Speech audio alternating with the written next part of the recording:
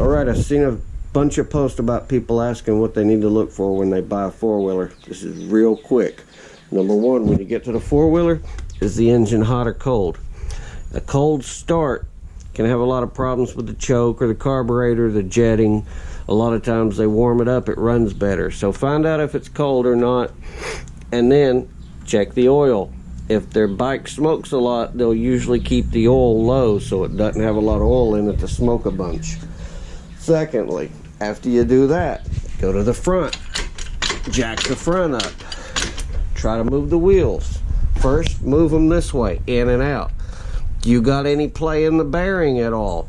Chances are with the 300, it's not the bearing, it's probably the hub. These hubs get rounded out, they got a bunch of play in them. Second, when you go this way, in and out, and your wheel moves, that steering wheel handlebars better be moving with it. Otherwise, you need to check the ball joints. Third, when you sit down and you twist this wheel, you can see I got a posi in this. My diff is locked. You want to know, is the diff locked or is it stock? And if it was locked, it's important to ask this question. Was it locked with 6 pounds of JB weld? Did you weld it up? Did you buy a locker? Because you're going to be buying new spider gears. If there's a problem there, mine is supposed to be locked, so that's good. Take your jack, go around to the back. And you do need to bring a jack if you're going to buy a four-wheeler. Take your jack, put it under the back, lift these back wheels up. Okay.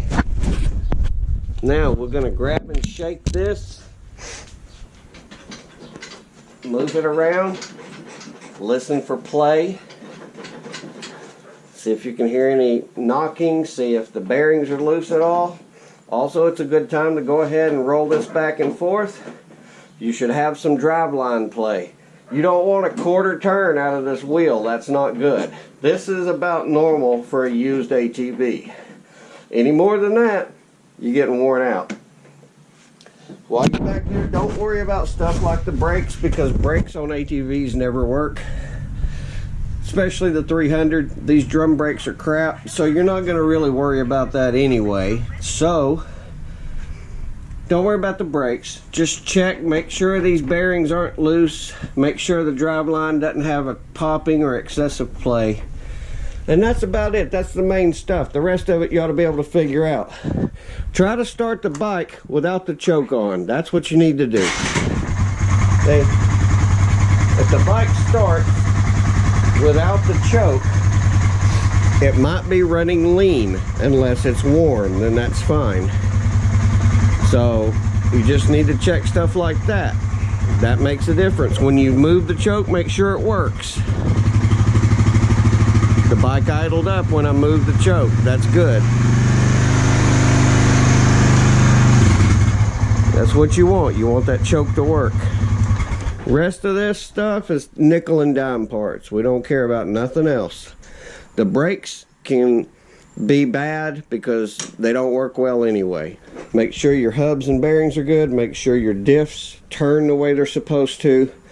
Make sure there's not a lot of play. And that's it. That's the basics. You do that and you'll get a four-wheeler that you know what you're getting.